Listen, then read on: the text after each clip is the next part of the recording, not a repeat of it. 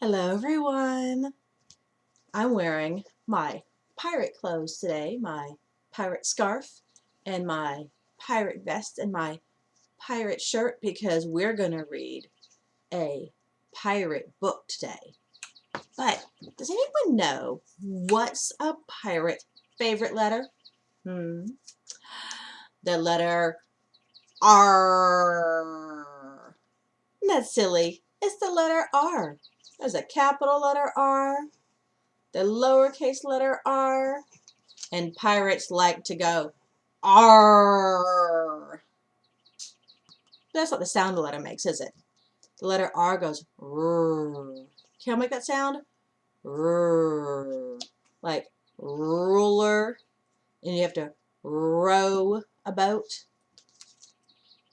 And there's our sign language letter R. So their fingers are crossed.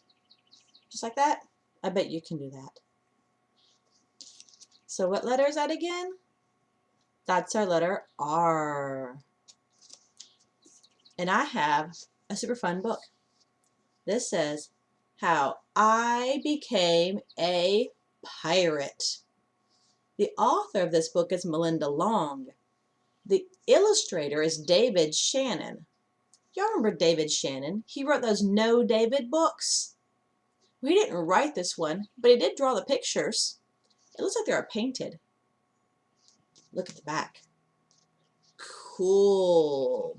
It's a skull and crossbones. I have that on my earrings. It's a little bit different than the picture. That's what I have on my earrings. Does anyone know why the skull and crossbones? What do you see on pirate ships that have that? So let's look. It's a pretty interesting picture. They look mad like pirates. They look happy, like they might be having fun. Let's read the story and see. How I Became a Pirate. Look at there. There's our title page. Cool. Look at what he's wearing. He's got some boots on. He has a sword. He made a hat. This is going arr. He's fighting. Arr.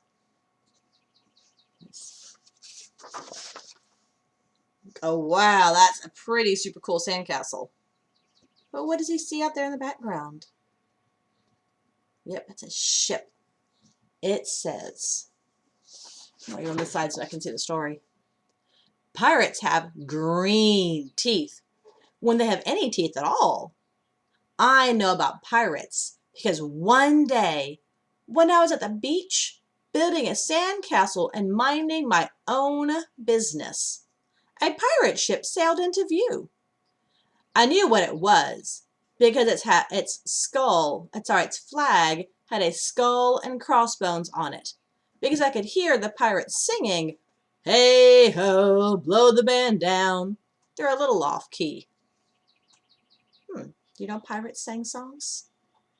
I bet you could find some pirate songs. But right there it said the flag had a skull and crossbones. So now we know what that's for. It's for the flag. You ever seen a pirate ship when you go to the beach?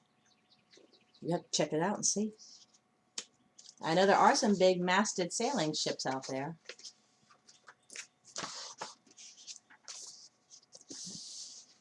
Oh my goodness, what's going on here?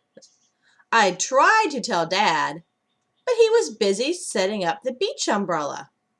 I tried to tell Mom, but she was busy slathering my baby sister with sunblock. So I went back to my sandcastle, but I kept an eye on those pirates. By then, they were rowing to shore.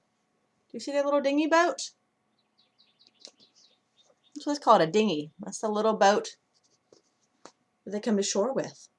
Why do I have to use a dinghy? Why can't they just bring the big ship in? My book doesn't want to turn. Oh my goodness, look at his face. When they landed, the head pirate climbed out of the boat, and yelled, "Ahoy there, matey! Be this the Spanish Main?" "No," I said, "this is North Beach." Shiver me timbers, the pirate said. We must have taken a wrong turn at Bora Bora. Look at that, he even had the parrot.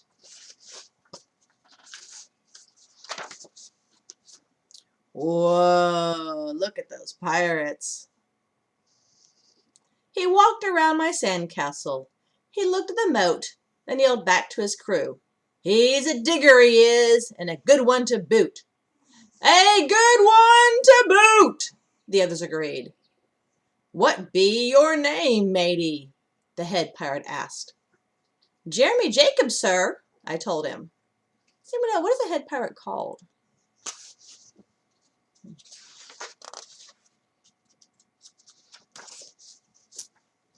Well, Jeremy Jacob, he said, you're looking at Braidbeard and his crew.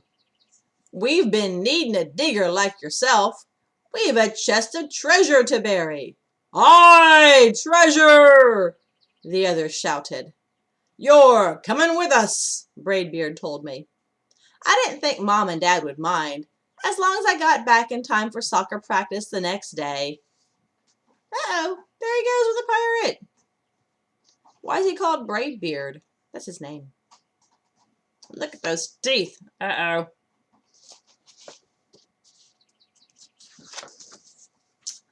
And that's how I became a pirate.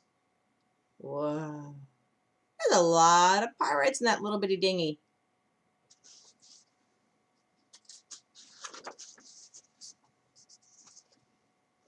As soon as we were on board, Braidbeard showed me the chest of gold and jewels. Got to find a safe place for this here treasure. It's high time we were off, he announced. We're off! We all shouted, and then we set sail. That's a cool pirate chest.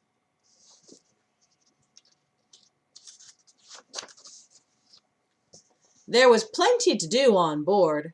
The pirates taught me to sing a sea chanty, the louder the better, and to say real pirate stuff like landlubber and scurvy dog. By dinner time, I could speak pirate perfectly. I also learned pirate manners. Braidbeard pounded his fist on the table and yelled, Down the hatch, me laddies!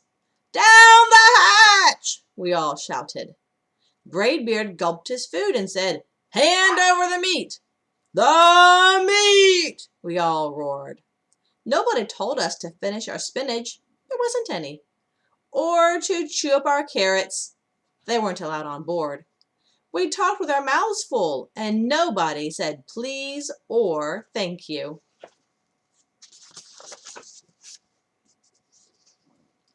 After dinner, I tried to teach the pirates to play soccer. Braidbeard kicked the ball and yelled, Arr, soccer! Arr, soccer! The crew yelled.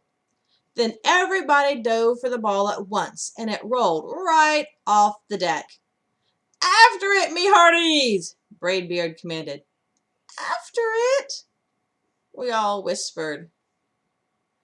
We fought over who would go get the ball, but it didn't matter anyways, because a shark came along and swallowed it in one gulp. So much for soccer.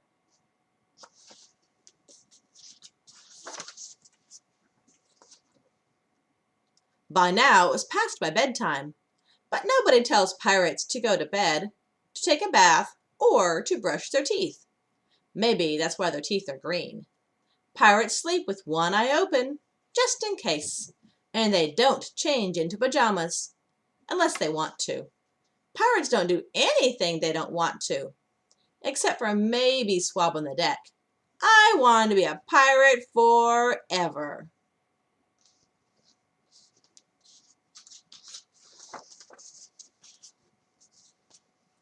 But then I find out what else they don't do. When I could not stay awake any longer, I asked Braidbeard to tuck me in and read me a story. Tuck you in, he bellowed. Pirates don't tuck. No tucking, the crew cried. And the only thing they had to read was a map. Don't you have any books? I asked. Braidbeard looked confused. Books? I didn't even bother to ask about a goodnight kiss. Oh my goodness, they're all squashed in there together.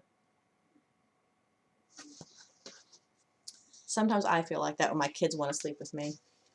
A little squished.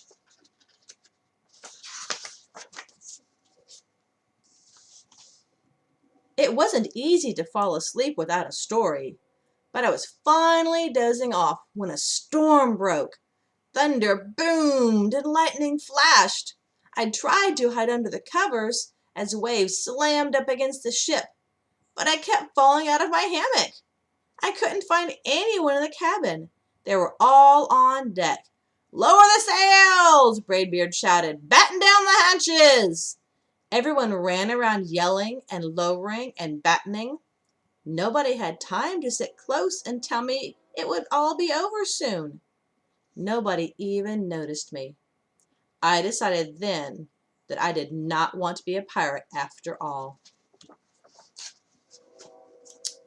Just then, flash, crash, crack! Lightning hit the mast and split it right down the middle. Oh my. "What do we do now?" yelled one of the pirates. "We'll have to turn back," called another. "But the treasure," hollered Braidbeard. "Where will we bury the treasure?" I stepped forward. "Maybe I can help," I shouted over the wind. "I think I know the perfect digging spot." Where do you think he's going to hide the treasure? So here they go. When the storm was over, we rowed back to shore and buried the chest. We drew a map so we could find the treasure again, but I don't think I'll need it. It says Jeremy Jacobs' backyard. There they go. Look, right by the tree. After that, the pirates repaired the ship and got ready to sail. Before they left, Braidbeard handed me a flag and said, "You make a fine pirate, Jeremy Jacob. Guard that treasure well. We'll be back to get it soon enough." "Soon enough," the crew repeated. "And if you ever need us," Braidbeard added, "just run the Jolly Roger up yonder pole."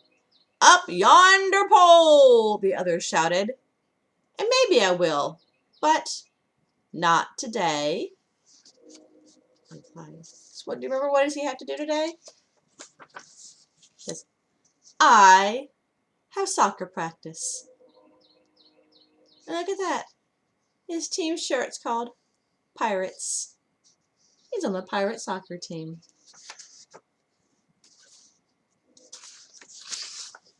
The end.